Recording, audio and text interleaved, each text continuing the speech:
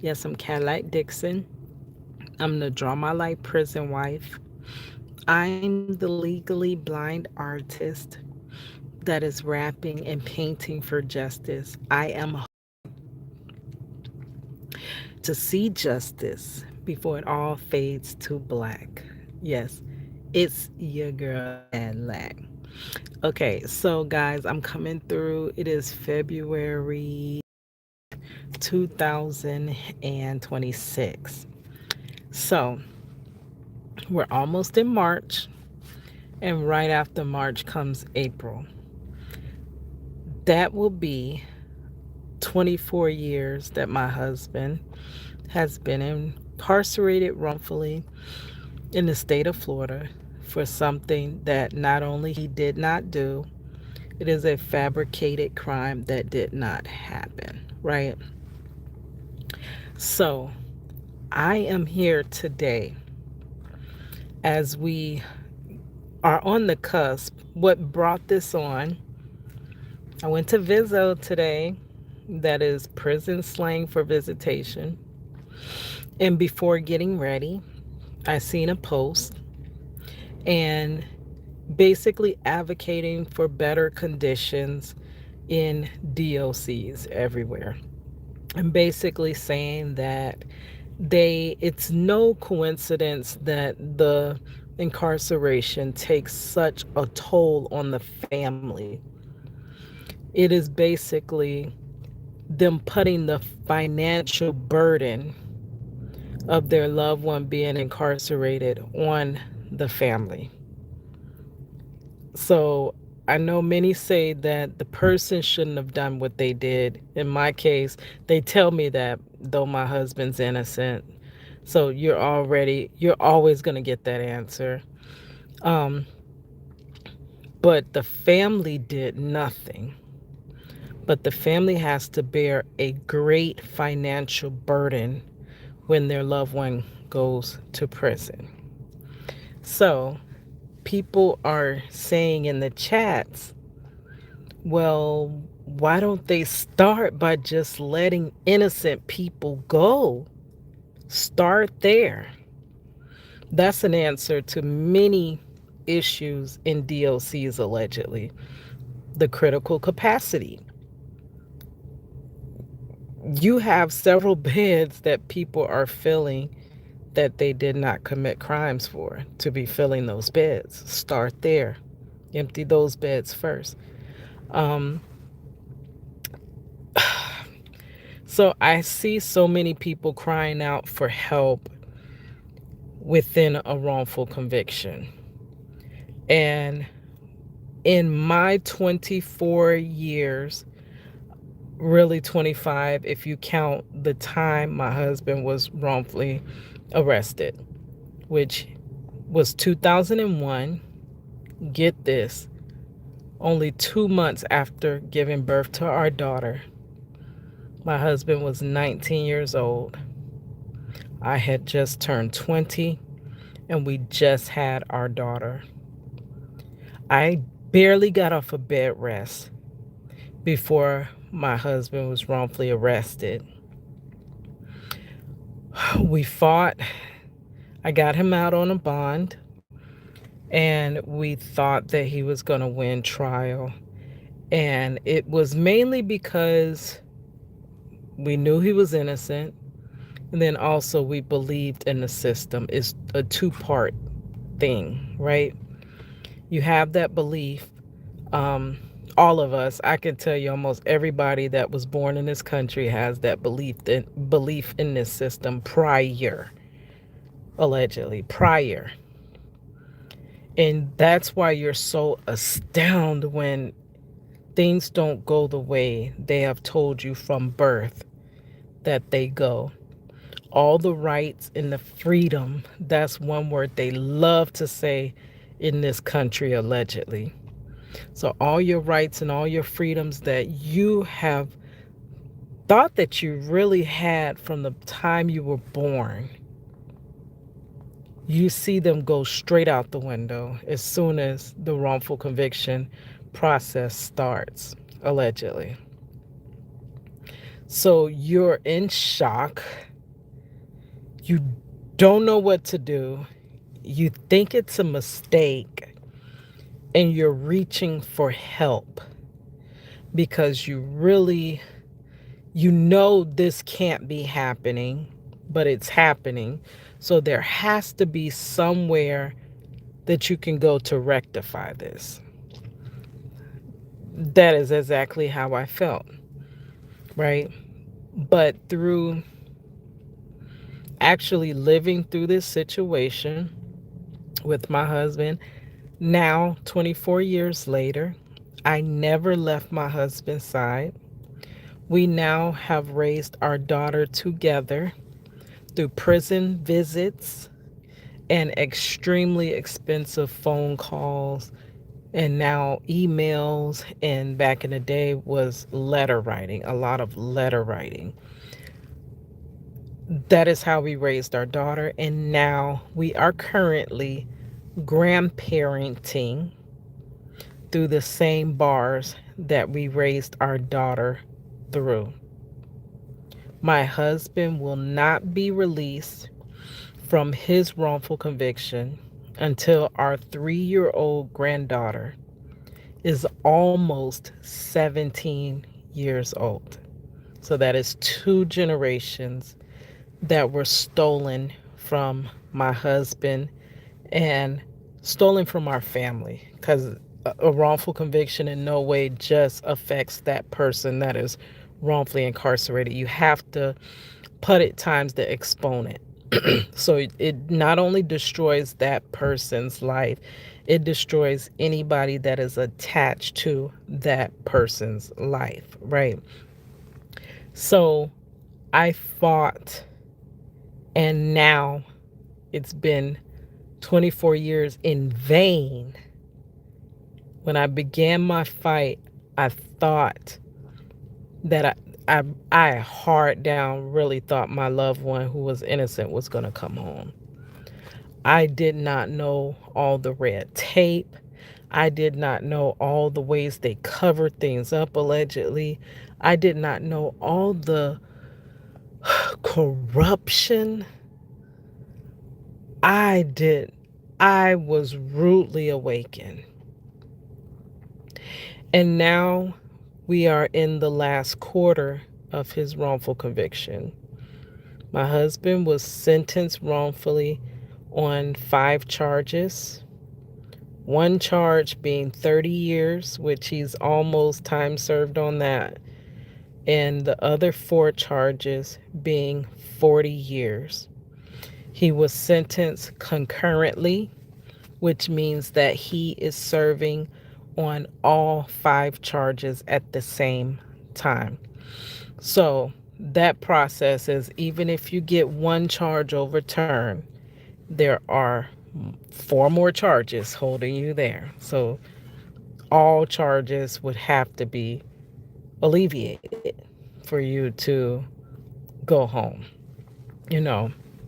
So I'm in a stage where the hoping to salvage the time has passed.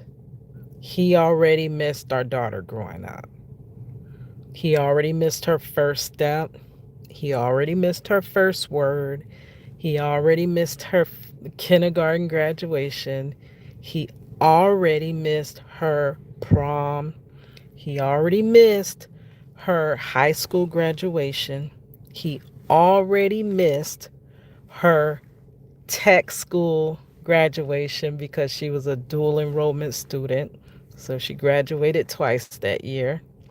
He already missed her college graduation, and she graduates this summer, and he is scheduled to miss that.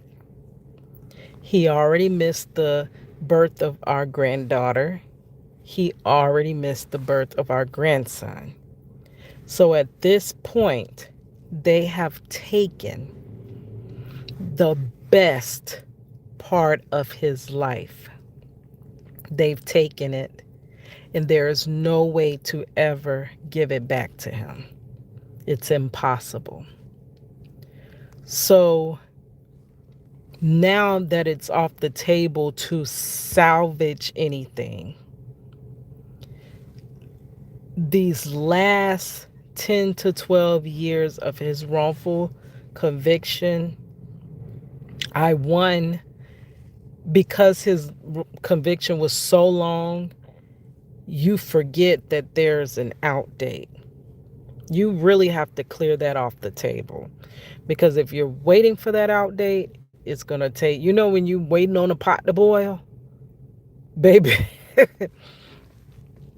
So you cannot sit and actively wait on that out date. But then life does not wait for anybody, it moves on. So, and I'm sorry, I forgot one of the biggest things. He wanted to get out to, I have an interview where he said he could not wait to get out and make his grandmother coffee and to get some of her chicken and dumplings. Well, he missed his grandmother. His grandmother just passed the beginning of this year. So they stole all of that from Marcello, my husband. Hashtag free Marcello. So now, at this point, he's on the latter end of his wrongful conviction. It would be nice if those doors open.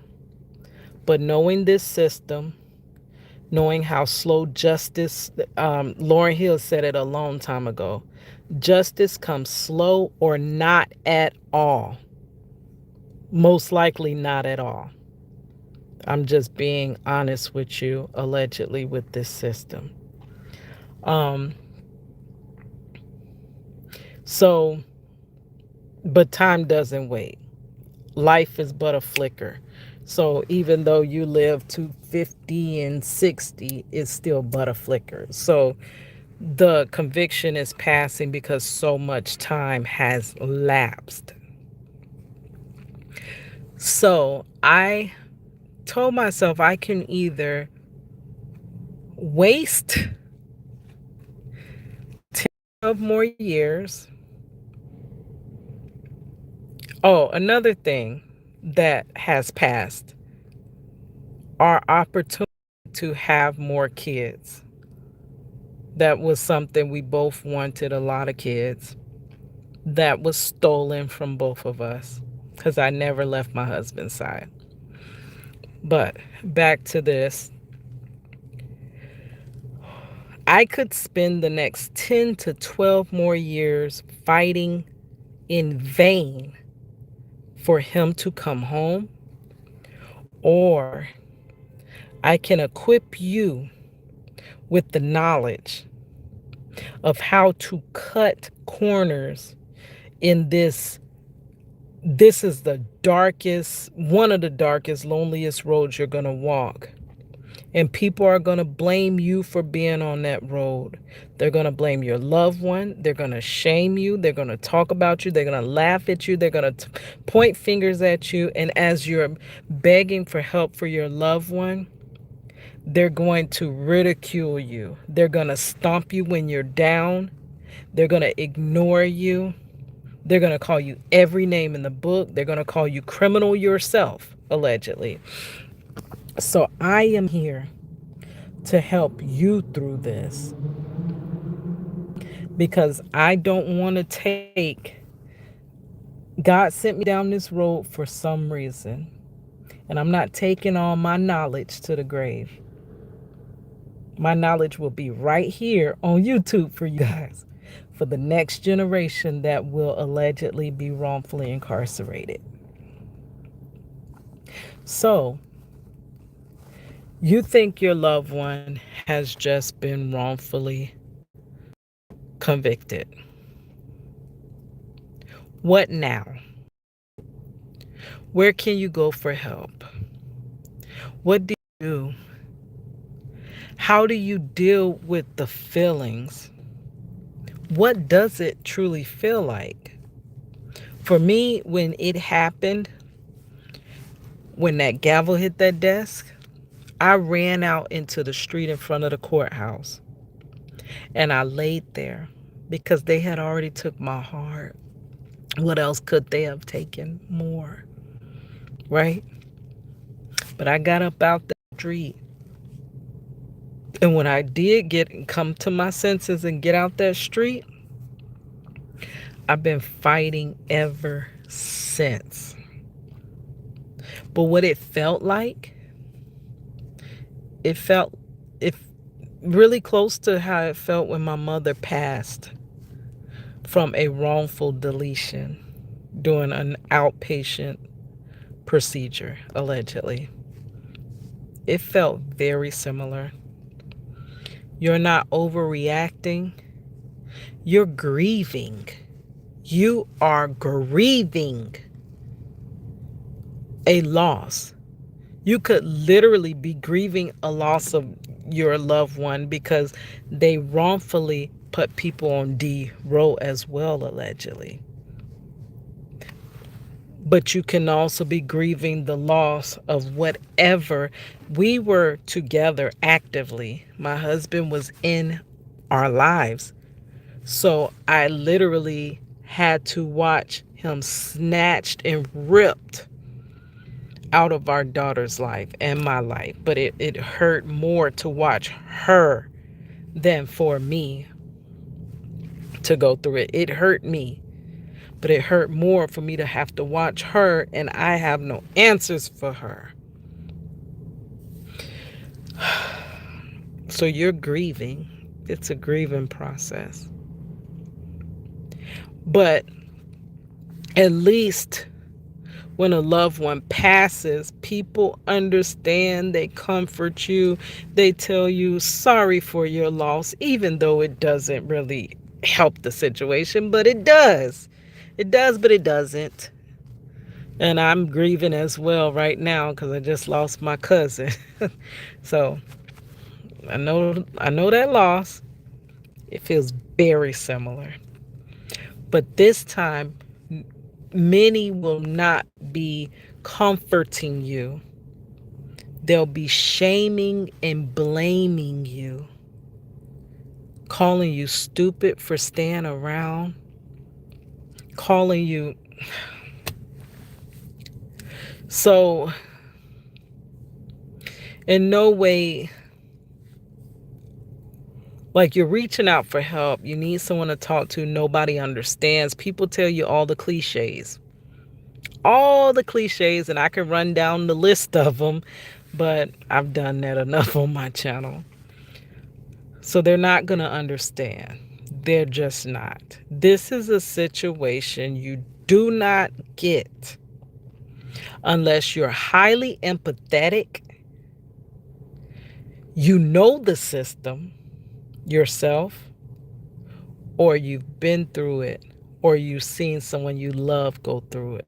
Other than that, just let it go. Just radical acceptance, they're not going to get it. They're not. This is why it's so hard. It's the stigma around a wrongful conviction that makes it impossible to get the innocent person out.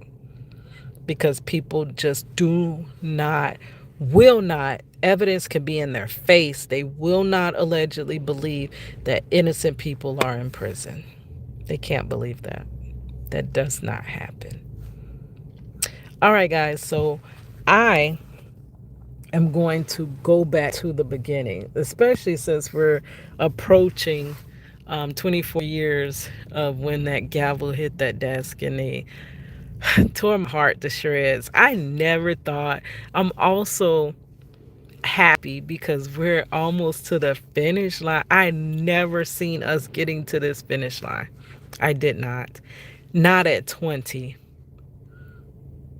At 20, and you're being sentenced to 40 years. That means 60. How can a 20-year-old see all the way down to 60? I never seen this, but I'm seeing the end of the tunnel.